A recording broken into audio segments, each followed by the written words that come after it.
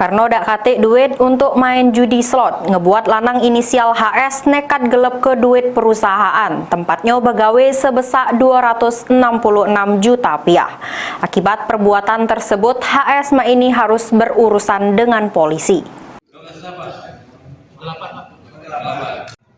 Lanang inisial HS, warga desa Mangunjaya, Kecamatan Babat Toman, Musi Banyuasin, diamanke tim Serigala Unit Pidum Satreskrim Polres Muba karena sudah menggelap ke duit perusahaan tempatnya begawe sebesar 266 juta rupiah. Jeru aksinya tersangka HS tidak nyetor ke duit dari hasil COD selama 3 hari, di mana duit tersebut oleh tersangka digunakannya untuk main judi slot.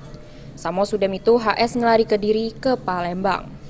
Dari penyelidikan polisi, HS ditangkap di salah siko lokasi tempat persembunyiannya di kota Palembang.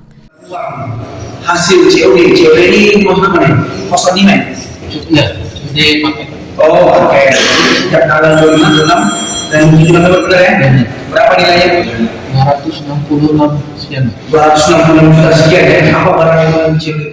Selanjutnya, oleh polisi, pelaku dijeblos ke jeru tahanan Polres Musi Banyuasin untuk nebus kesalahan yang sudah diperbuatnya.